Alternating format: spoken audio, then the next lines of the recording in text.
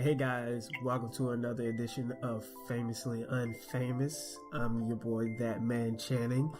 And like we promised, this is part 2 of a 2-part series with Faith and Leo Jean-Louis on how they overcame their debt and how they're continuing to pay off all debt.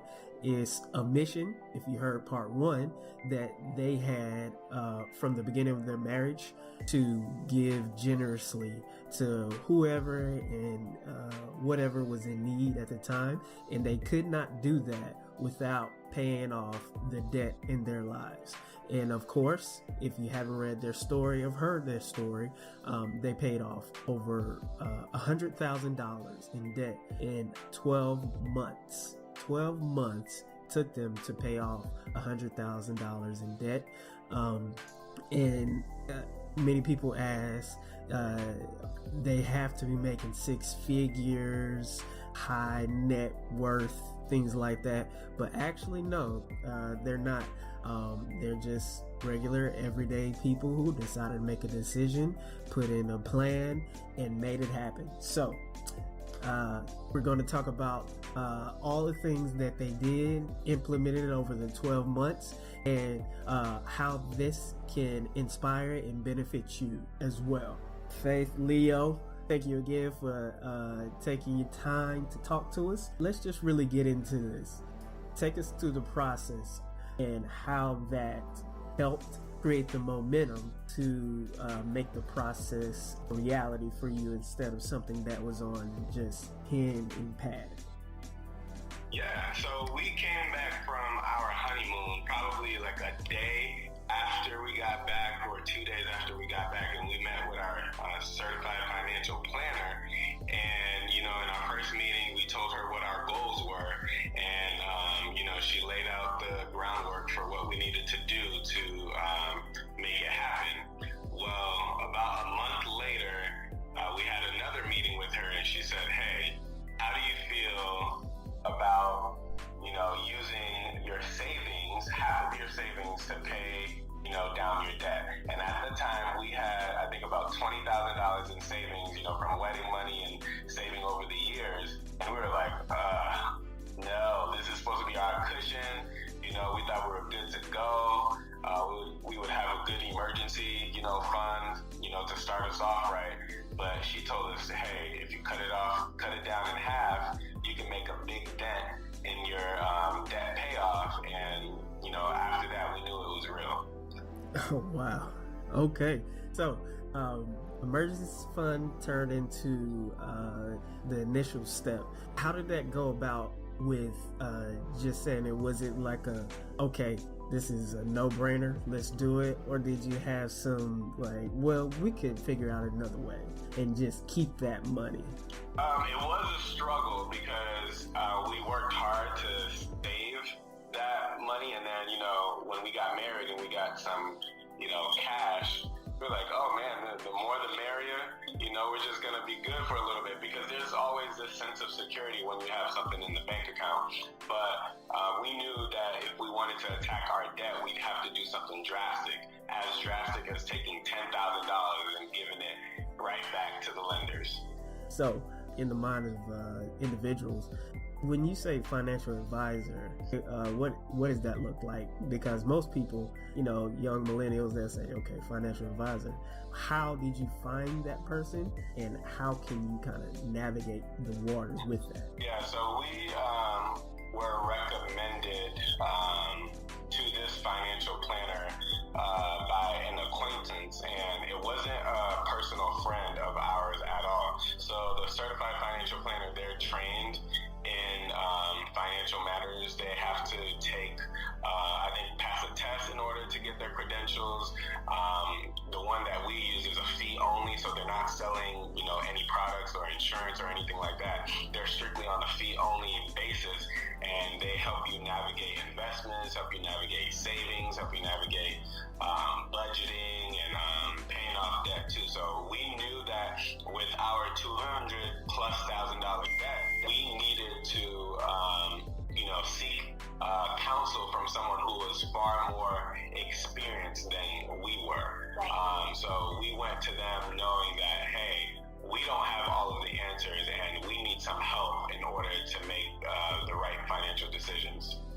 that helps a lot. Giving good advice, it's always good to start somewhere where someone has a great wealth of advice to give you, and that helps out a lot. So going back to the process, so we've seen that you guys, as you took your pictures, and people can go to your profile actually on social media and see that you kind of marked off as you went along. What do you call that process, and how does that actively help you continue along the path of eliminating debt? So for us, like, I am a very visual person, and so when I hear that we have $211,000 of debt, I tend to get really overwhelmed by that. And so we needed a visual, something that we could see every single day. We have it right by the front door, to just kind of like as a constant reminder of what we're doing right now, why we're going to work as much as we're doing, just what we're doing so that we can be done with it. And so it was just an idea that I got from church a long time ago, and we listed out all of our debt. So we went to the websites of our lending institutions, and we wrote down the service providers and also the interest rates of all of the debt, and we made a thermometer that had how much debt was listed, and anytime we paid something off, it felt really good to cross off an amount of debt that we paid off. Even if it was a small amount, it felt very good, and as you can see every single day, how we were getting closer to our goal. Cool. So you revisit that goal, that thermometer as you call it. You kind of revisit that like what, every 2 weeks when you get paid, every month at the end of the month when you reconcile your budget, or like how often do you revisit that? Yeah, so we put it, like Faith said, near our door to remind us that it's there. So literally every time we go to put our shoes on, like it's right there. Like every time we walk in to put our keys away, it's right there. But as far as personally going in and marking anything off, we only do that once we pay off of that. Okay. So in our budget, if we have extra money left over, we'll kind of gauge when that payoff date will be. So then, like, we're able to tell, hey, by the end of next month, we should be able to pay off the next debt, and our debt snowball. So we will personally go and remove the poster from the wall, bring it to the table, and color it in, cross it. It's like real pre-K-ish, but psychologically, it does a lot for you as far as getting you riled up. It's a moment to celebrate, the small victory, and keeps you going for the next one on the books. Yeah, and I think also we've been paying off debt for a while, the 12 months, and sometimes it would seem a little bit discouraging if we hadn't paid off a debt anytime soon. And so when we actually paid it off, to see a visual of how much we paid off whenever we crossed it off, it was so great. We celebrated it, even if it was a small victory. It was just something to celebrate. And so that's what helped us, is having a visual that we can see every day. I see. I remember you saying you wrote down all the interest rates and things like that. Keep all of that in count. Basically, when you did the numbers, because you have the interest rates, then you have the interest, then you have the principal. So I'm assuming that at some point you figured out that paying it off immediately right now, it's better to do that, because in the long run it will hurt you to pay just the minimum or things like that, right? Exactly, and I have the perfect example. So we finished paying off the student loans that were under my name in December. Okay. The minimum payments on those loans were it was $717 exactly, right? Right. So one thing that I like to ask people is, are you considering how much your loan is costing you over the lifetime of your loan? How much is that costing you by the time you end up paying it off? So if it's taking you 5 years to pay it off, are you paying double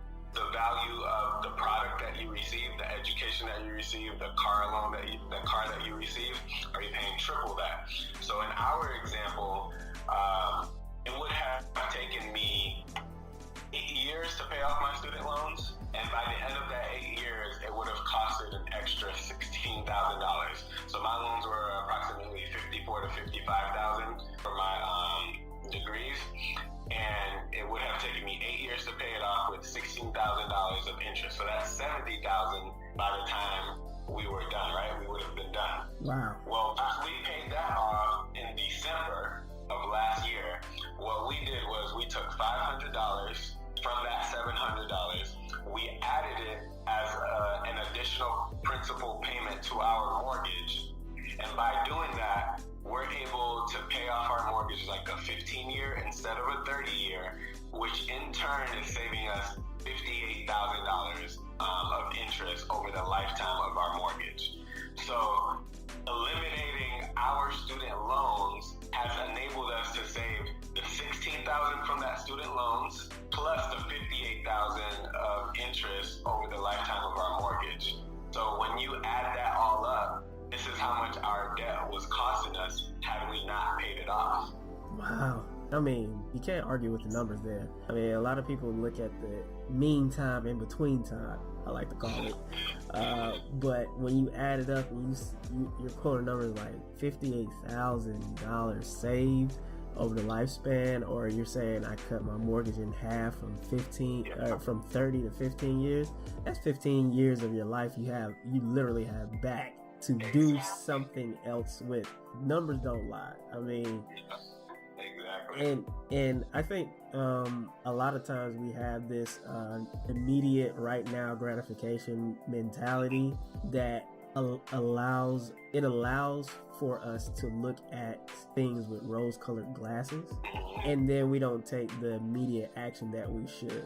Like I said, on things like this where you're attacking aggressively as you guys have, I put myself in that category where you're saying, hey, things will get better, we'll turn around, and then maybe this month we'll pay double the minimum, or we'll pay triple the minimum, or like certain things like, oh, we'll start the snowball. And for people who don't know or understand what the snowball effect is, explain that briefly to us. Yeah, so you list your debts from lowest amount to highest amount in that order, and what you do is you pay the minimum payment on all of the loans except for the first amount, right? Except for the first loan amount.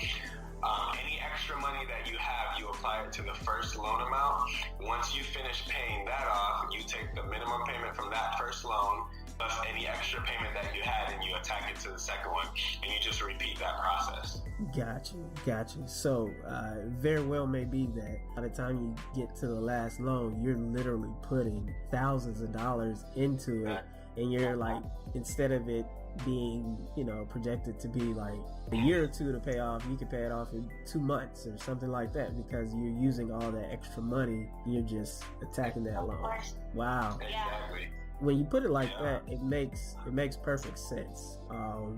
So practically, let's talk about, aside from like the snowball, what other things did you have to cut out of your life in general to make this effective, or to add more to it after you started? So before we got married, me personally, I was big on eating out and always wanted to go to restaurants. And then when we got married, I realized that we can't do that. And so we had to go grocery shopping. I packed the lunches every single day. For the most part, we always eat home-cooked meals because we realized that has saved us tremendously. One other thing that we do is, thank God that we work on the same side of town, and so we've been carpooling together in order to save gas on one car, in order to not put as many miles on another car. So we carpool together. What's some other things that we've done? Probably say those are the top. Oh yeah, we don't have any cable as well. Yeah, I think those are our big ones that we do. So we operate off of an antenna. And fire stick. Yeah. Gotcha. That's pretty much it for the big things that we do. Got you. when you guys were mapping out the plan and implementing the plan, I know from the first part that we did, we talked about the background and different views on debt, how you guys grew up and things like that. But on this, I want to kind of put into terms like as you were continuing to implement the plan in the process, who or what did you listen to, or who inspired you with more information? Yeah, so we listen to Dave Ramsey quite a bit, his podcast. He has a podcast that airs every day, Monday through Friday. So we would usually listen to that on our way home from work when we carpooled. We also listen to the His and Her Money podcast. There's a new one that I just started listening to called Journey to Launch. All of those are about, financial freedom and, getting out of debt and setting yourself up for a better future. We also read books, and two of the books that I would recommend are Rich Dad, Poor Dad. Okay. By Robert Kiyosaki, and then The Millionaire Next Door. And the reason why I like those books are because they talk about the mindset of the wealthy versus the mindset of the poor. And I think that's really important as far as, your decision making. If you think about how, the wealthiest people own 90% of all wealth, or 1% of the population owns 90% of the wealth, and you read their articles or you read their books, you see how there is such a drastic difference between like how they think versus how like the average Joe thinks. And I think that was really important to get us on the right track. I see. About, not living like the Joneses, so living below your means, what people are driving or what kind of house they live in doesn't necessarily tell you the entire picture. Right. So. And also, a book that I read that I think is helpful for people that might be struggling with being content in their season right now is called Love Your Life, Not Theirs by Rachel Cruz, which is Dave Ramsey's daughter. And that helped me a lot because I would look at some of my friends or look at the people that I work with that were going out to eat, that were going on vacations. And from reading that book, I realized, okay, right now that is not our season, but let me love my life and let me love what I'm doing right now and not someone else's. So it's a really good book to help you focus on what your life is like right now and helping you stay content in your season. Gotcha. Very, very important thing to realize, to do as you're continuing to path.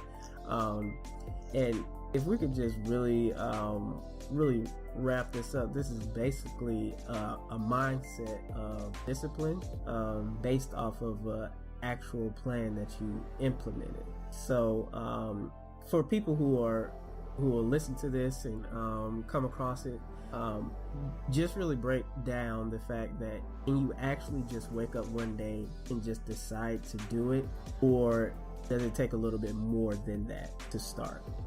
Good question. So I think the journey to debt freedom is possible for anyone, and that's why we're so excited to share our story.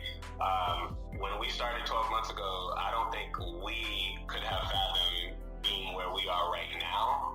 But once we started, we just, were motivated all the more once we were able to see the impact, once we were able to learn the implications of the decisions that we were making, how, our family down the line, generations from now, would be affected by the decisions we decided to make today. And we were willing to sacrifice for that, So, some people ask, hey, should I invest my money? Why wouldn't I invest this money versus paying down debt? I can live with my debt all of my life and be good, right?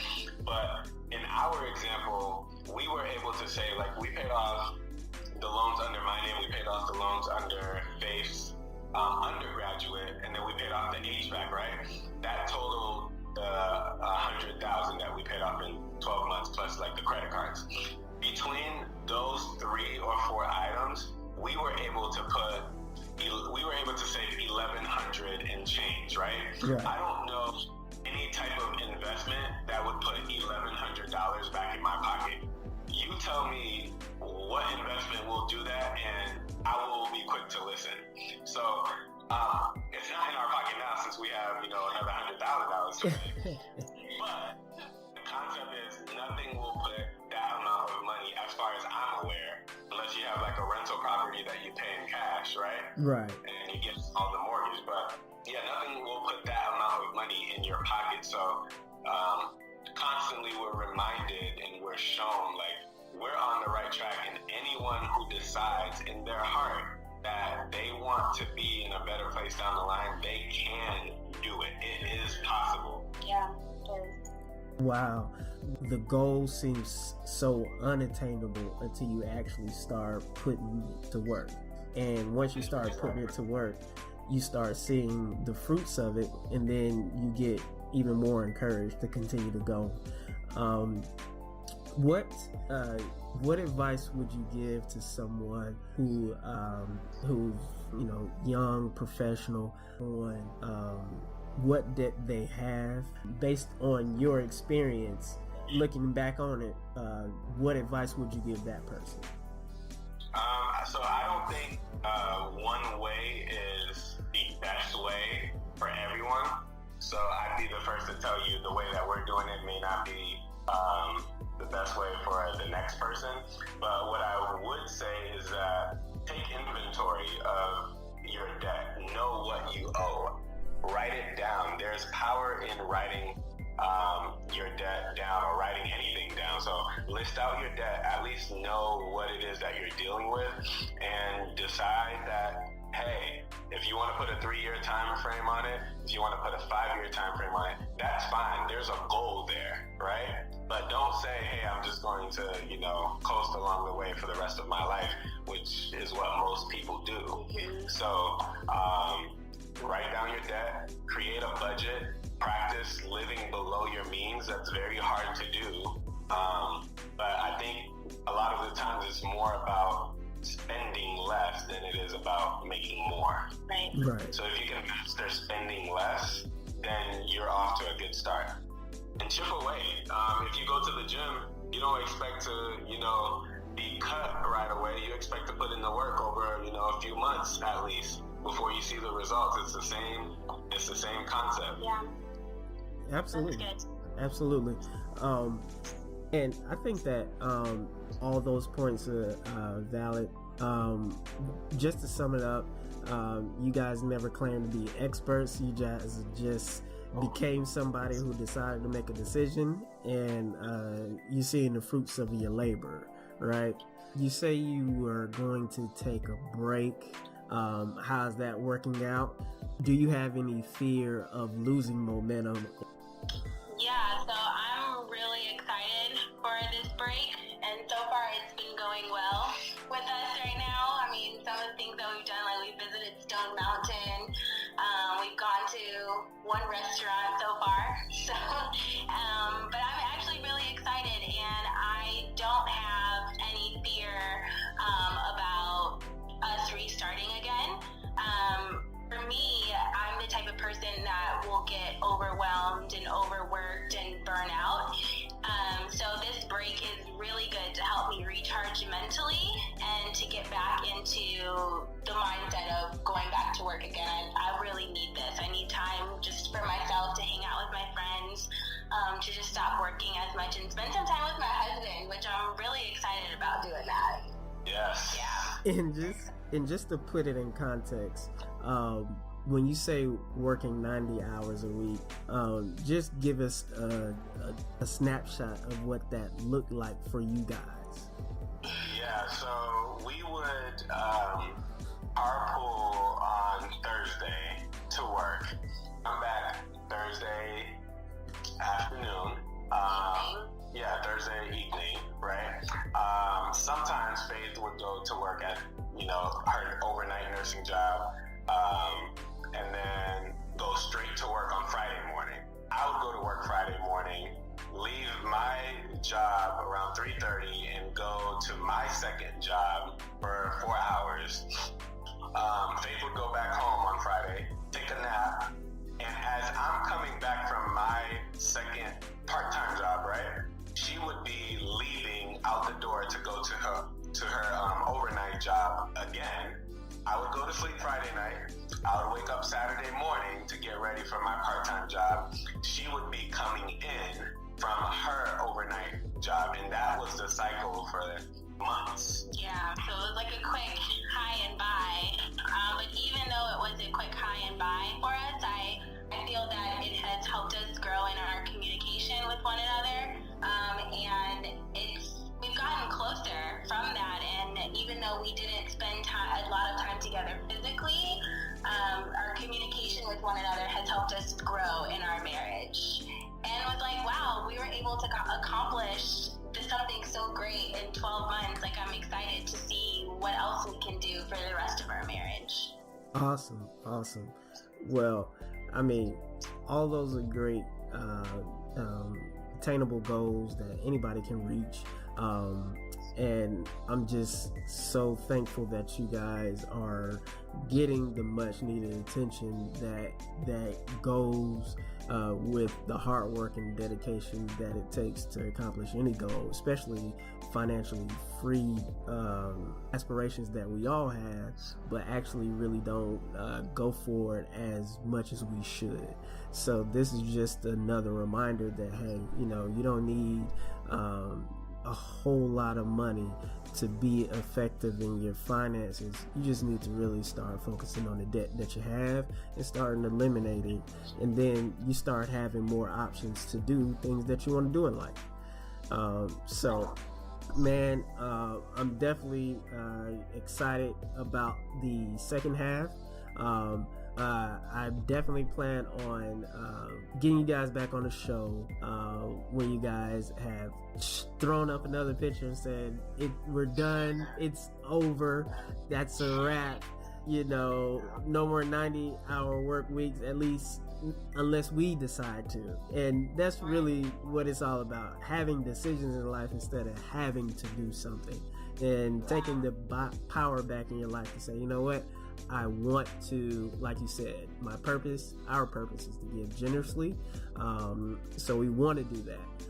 We want to spend more time together, so we're able to do that without having this debt ball hanging over our heads. So everyone wants options, but you have to work really hard to get them.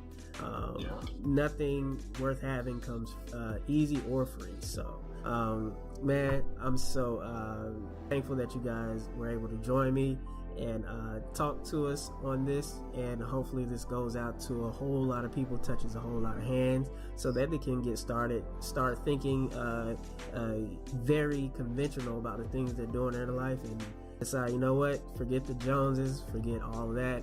I'm just going to be practical, and I'm going to live and do what I have to do right now, so that later on I'll do what I want to do in life. So any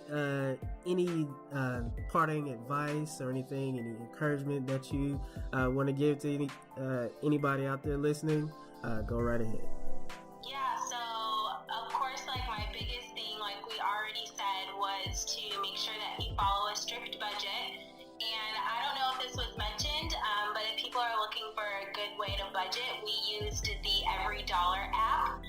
And it was a free app that we used, so I highly recommended that, and it's a way for you to list out all of your expenses along with your income, and it helps you track where your money is going to.